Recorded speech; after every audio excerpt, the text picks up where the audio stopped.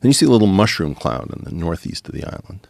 Then you see little boats that start exploring around that seem to be propelled internally. And you're like, are they burning the leaves? Have they invented internal combustion? Some point with the mushroom cloud, India says enough is enough. We cannot afford to let the North Sentinelese be treated as some sort of backwards people who don't have anything developed that scares us. That's a mushroom cloud, man. That's time to go in. I see. Right? So my claim is that you're not used to the doubly scientific method because there's been no reason to have a doubly scientific method. Do you believe that the orcas are smarter? Well, possibly. There aren't that many species that are really smarter than us. Look at all the shit we do. There aren't many that are dumber than us either. But not my point. Those sorts of models are what distinguish people who are going to get called crazy but aren't, because it's an obvious point. You have to account for this possibility that there's something called India up in the skies that doesn't want anyone landing here. Right. Who's monitoring what's going on, and they're not going to be infinitely patient if they exist. Now, if that's true, and we can leave, and we can't civilize ourselves, and we bring this mad technology with us, this ability to destroy, I personally feel responsible in a way that my colleagues don't. They have these ideas like, oh, I'm a physicist, it's just fun, it's really interesting, it's a bunch of puzzles. My feeling is, you doomed the human race, and you don't feel responsible for building a lifeboat, for saving us, for, like, what kind of a sociopath are you? Like, I'm not even a physicist, Joe, and I feel responsible. And this gets back, to some weird stuff about. So they're not thinking about that. They're thinking about the equations they're working on. They're thinking about the puzzles they're trying to solve. It's fun. I get to play. It's, universe this and puzzle that. And it's just like, please, it's not. Do they not think of a way to leave the Earth because they don't think it's a surmountable? Correct. They live in space-time. They've crawled into the map, the prison built by Einstein. And they know that it's not right. Because there are these two singularities. There's this singularity at the beginning of time, which we call the Big Bang, assuming the time we're one-dimensional. And it's part of something called the Friedman-Robertson-Walker space-time model. And there's another one at the bottom of the black hole called the Schwarzschild singularity.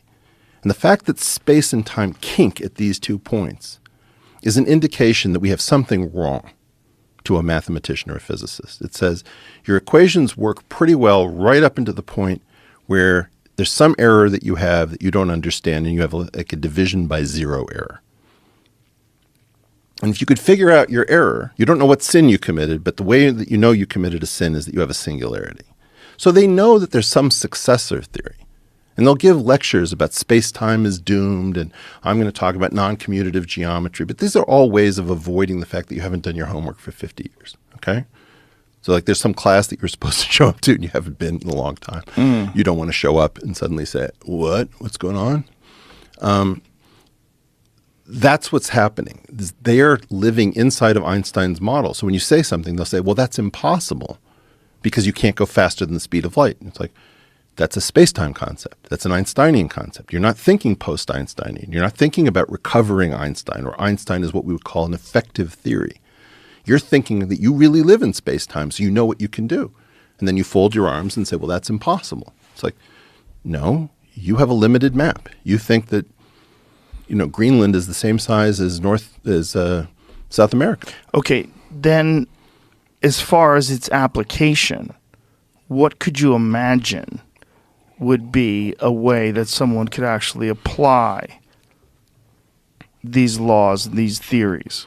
So imagine for the moment, again, this goes back to, let me put my Eric, the science person, doing his own theory, right? This is my thing that I tried to give you last time I was here.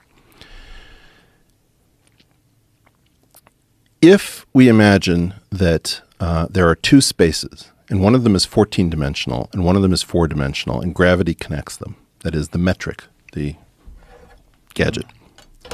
Think of a phonograph. The record is like the 14-dimensional world. And are you a Doors fan? Yeah. Okay, so you got Doors 1, Break On Through to the Other Side is on the same side as Soul Kitchen. You don't hear Break On Through to the Other Side or Soul Kitchen simultaneously. They're both there on the record. Right. The phonograph, imagine you're doing it on a Victrola somehow. Your retro. You're listening to that record in 4 dimensions, but it's a 14-dimensional record.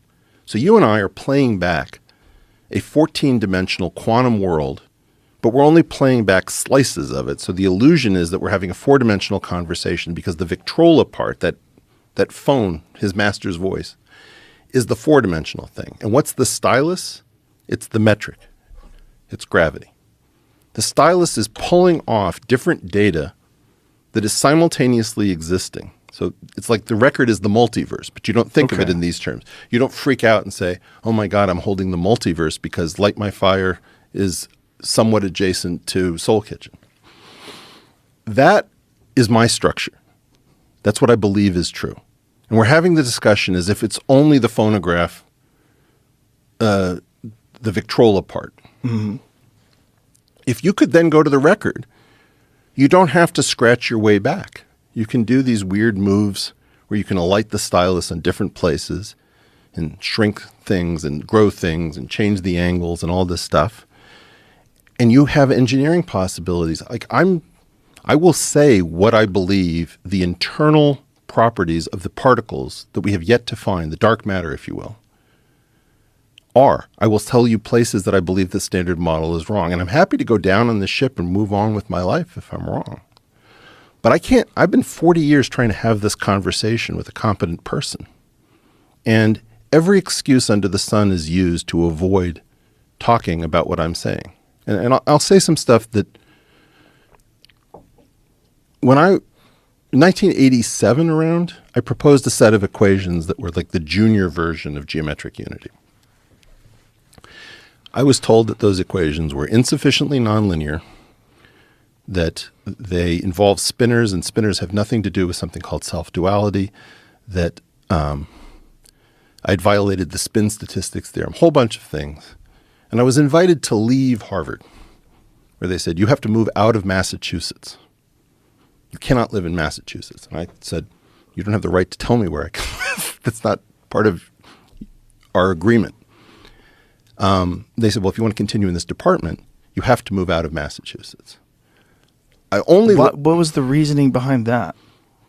They thought I was wrong and crazy.